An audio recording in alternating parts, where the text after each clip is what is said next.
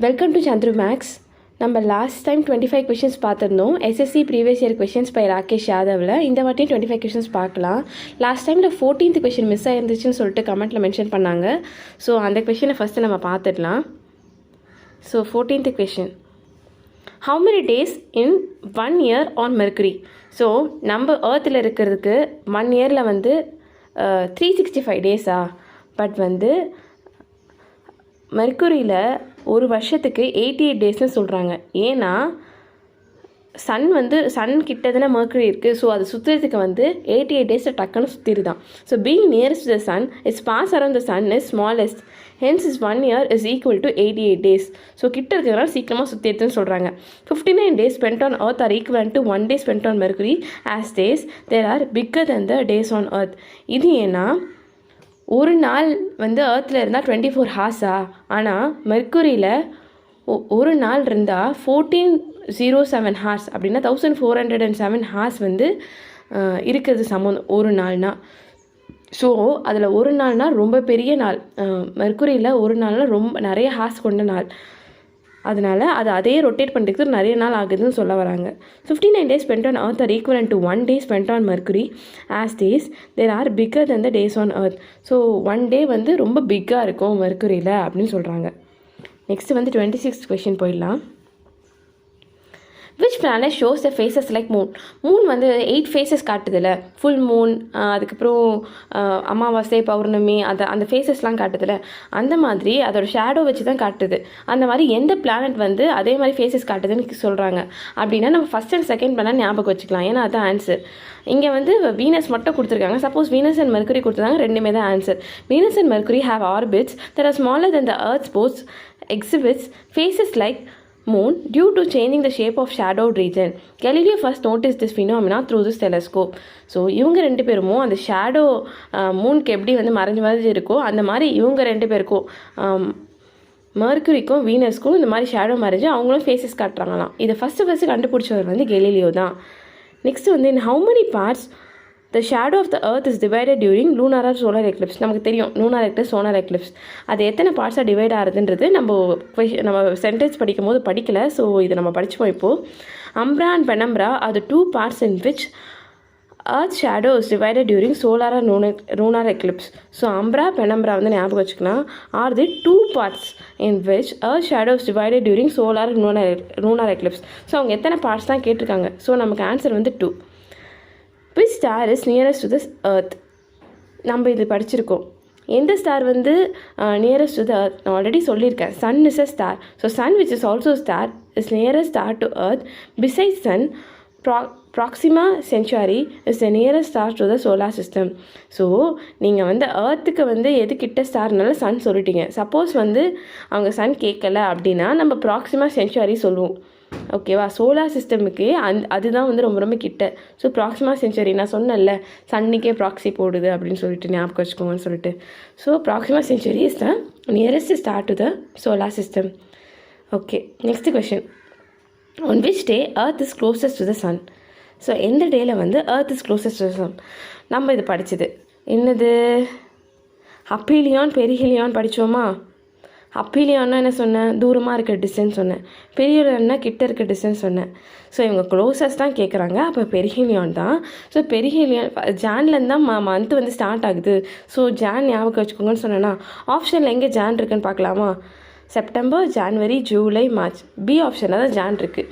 நமக்கு இதுக்கு டேட்டு கூட தெரிஞ்சிருக்க வேணாம், வெறும் அந்த ஆட் ஒன் அவுட்லேயே நம்ம வந்து சொல்லியிருந்துருக்கலாம். So 3rd January. Due to elliptical path, distance of earth from sun keeps changing. It is nearest to the sun on 3rd January, known as perihelion. நம்ம படிச்சது தான். ஓகேவா? Next, after sun which is closest star to the earth? நம்ம படித்தோம்ல இப்போ தான். சன்னை தவிர்த்து எது வந்து க்ளோசஸ்ட் ஸ்டார்னால் கண்ணை மூடிட்டு சொல்லணும், Proxima Centauri. Proxima Centauri is the nearest star to the solar system. Next, the surface temperature of the sun is measured. The surface temperature of the sun is measured எவ்வளோ? 6000 degrees Celsius அப்படின்னு சொல்லியிருக்காங்க. Explanation என்னது? The surface temperature of the sun is 6000 degrees Celsius while its core temperature is 15 million centigrade. So மேலே சர்ஃபேஸ்னால் அந்த மேலே தானே அதோட டெம்பரேச்சரே 6000 degree Celsius அப்படின்றத சொல்கிறாங்க. ஸ்கோர்னா என்னது, உள்ள நடு பார்ட், சென்டர் பார்ட், அது வந்து 15 மில்லியன் சென்டிகிரேட்னு சொல்கிறாங்க. ஸோ அவ்வளோ அதிகமாக இருக்குது. 6000 எங்கே இருக்குது, 15 மில்லியன் எங்கே இருக்குது, ஸோ அவ்வளோ அதிகமாக இருக்குதுன்னு சொல்கிறாங்க. ஸோ நம்ம சர்ஃபேஸ் கேட்டிருக்கிறதுனால 6000 டிகிரி செல்சியஸ், இதே கோர் கேட்டிருந்தாங்கன்னா 15 மில்லியன் சென்டிகிரேட்னு எழுதணும். The outermost layer of the sun is called. இது வந்து நமக்கு இப்போ இந்த டேர்ம் ரொம்ப ஃபேமஸான டேர்மாக கொரோனா, பட் வந்து ஆல்ரெடி இது இருக்குது. ஏன்னா சன்னோட அவுட்டர் லேயரை வந்து கொரோனான்னு தான் சொல்லுவாங்க. ஓகேவா, ஞாபகம் வச்சுக்கோங்க, இது இம்பார்ட்டன்ட் தான். So outermost layer of the sun is corona. It is visible only during solar eclipse as plumes of burning gases from the sides of the moons are seen when total solar eclipse occurs.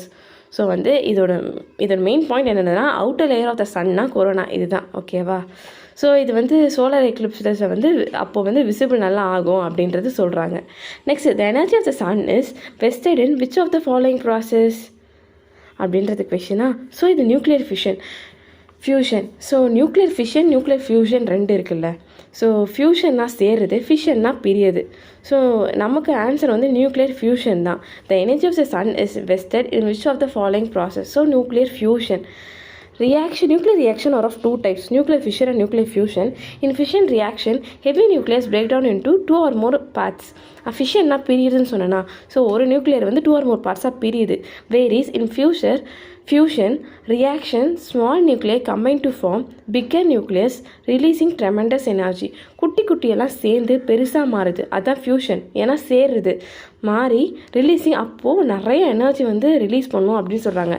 The energy of the sun invested in which of the following process தான் nuclear ஃபியூஷனில் தான் energy of த சன்னையும் அந்த nuclear fusion ப்ராசஸையும் compare பண்ணுறாங்க. ஓகேவா, how old is earth? It is decided by which of the following process. earth வந்து எவ்வளோ volt அப்படின்றத நம்ம எந்த ப்ராசஸ் வழியாக தெரிஞ்சுக்கலாம் அப்படின்னு கேட்டிருக்காங்க.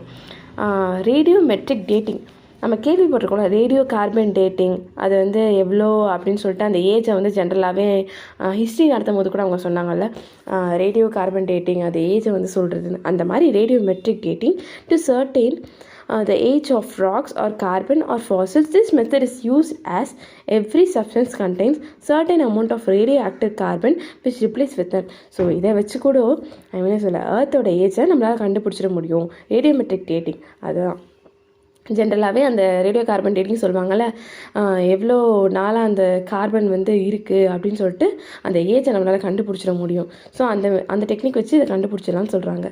Which of the following is called red planet. நான் ஆல்ரெடி சொல்லியிருந்தேன், ரெட் பிளானட்டானே மாஸ் தான் ஞாபகம் வரும்னு சொல்லிட்டு.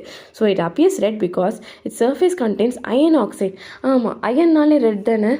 ஸோ வந்து பிளட் வந்து இருக்கணும் அப்படின்றதுக்கு வந்து நம்ம அயன் நிறைய சாப்பிடணும், அந்த ஹீமோக்ளோபின் கண்டென்ட் அதுக்கு சொல்கிறது. பட் அயன் ஜென்ரலாகவே ரெட் கலரில் இருக்கும். ஏதாச்சும் சாயில் ரெட் கலரில் இருந்துச்சுன்னா வந்து வந்து அதில் அயன் இருக்குது அப்படின்னா சொல்லுவாங்கள்ல.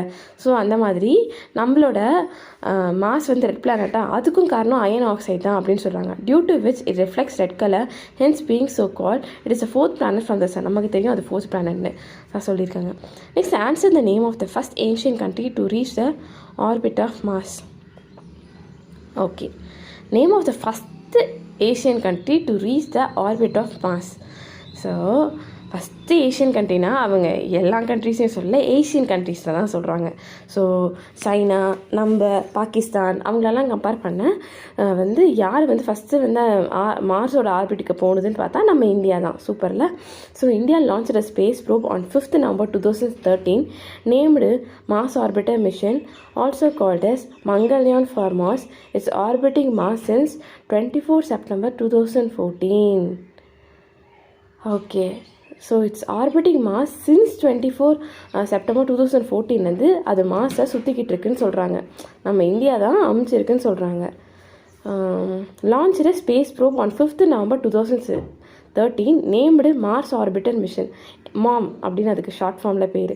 ஓகேவா, called as Mangalyaan for Mars. நல்லா இருக்குல்ல, மங்கள்யான் ஃபார் மார்ஸ் ஞாபகம் வச்சுக்கலாம்.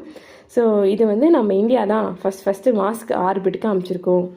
Which of the following is called blue planet. நமக்கே தெரியும் ப்ளூ பிளானட்லாம் யார், நம்ம earth தான். ஏன்னா அதில் தண்ணி நிறைய இருக்குது, அதுதான் காரணம். 2/3 of the area of the earth is covered by water. It appears blue from sky and that is why it is also called as blue planet. ஓகேவா? ஸோ அவ்வளோதான். நெக்ஸ்ட் ப்ளூ பிளானட் நம்ம படிச்சிட்டோம். நெக்ஸ்ட் வந்து 38th question. 30th question வந்து the light of the sun takes how much time to reach earth? So சன்னிலேருந்து light வருதில்ல, அது எவ்வளோ நேரம் வந்து ஏர்த்துக்கு வரதுக்கு எவ்வளோ நேரம் ஆகுது அப்படின்னு கேட்குறாங்க. 8 minutes 20 seconds. ஓகே, ஞாபகம் தான் வச்சுக்கணும் ஸ்டாட்டிக் இன்ஃபர்மேஷனில். ஸோ 8 minutes 20 seconds அங்கேருந்து இங்கே வரதுக்கு 8 minutes 20 seconds அப்படின்னு.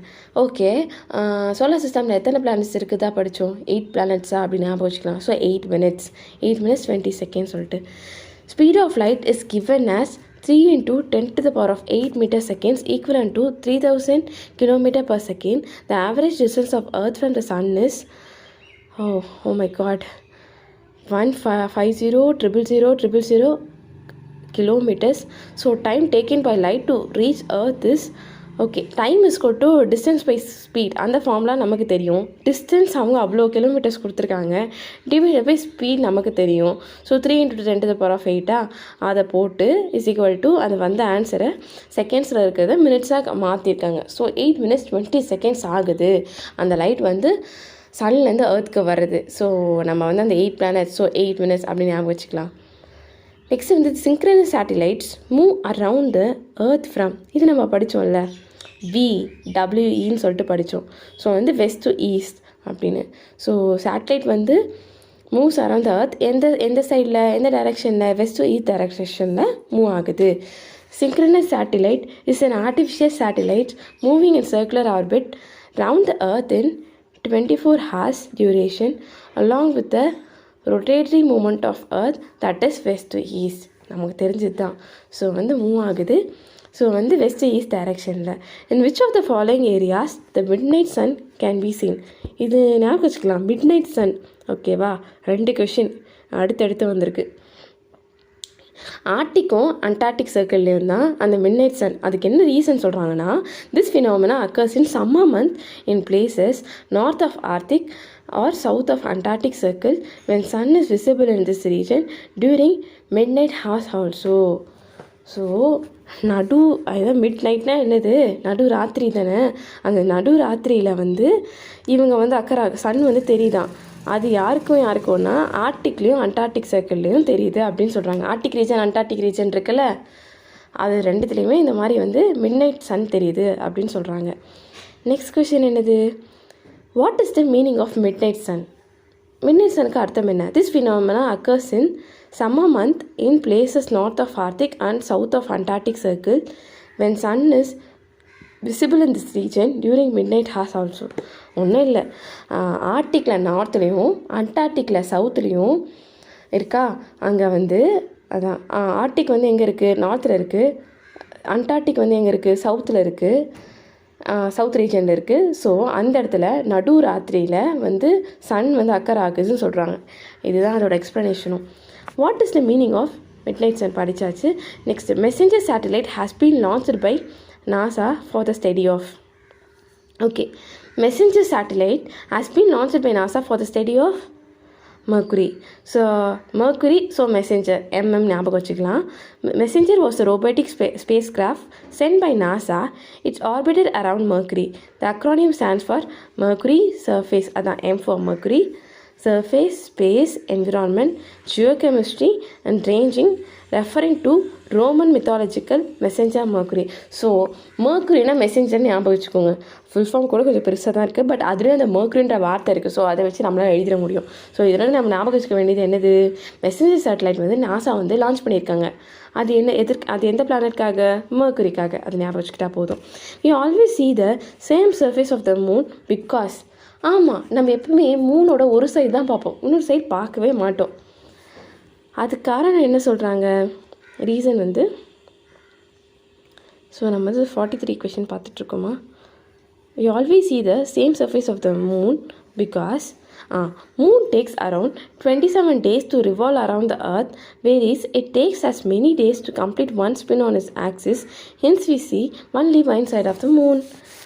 மூன் வந்து 27 days, ஆமாம்ல, ஸோ வந்து மூன் வந்து 27 டேஸ்க்கு தான் அதோட இது ஒரு ஃபேஸ் முடியுது, அதோட டோட்டல் வந்து அந்த 8 ஃபேஸஸ் இருக்குல்ல அது முடியுதுன்னு சொல்லிட்டு நம்ம வந்து பார்த்துருக்கோம். So moon takes around 27 days to revolve around the earth.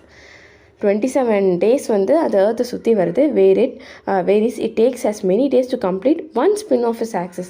ஆமாம், அது வந்து அதோட ஒரு ஸ்பின் இஸ் ஈக்குவல் டு அது வந்து அந்த 27 days அந்த வந்து எர்த்தை சுற்றுறது தான் அது கணக்கு.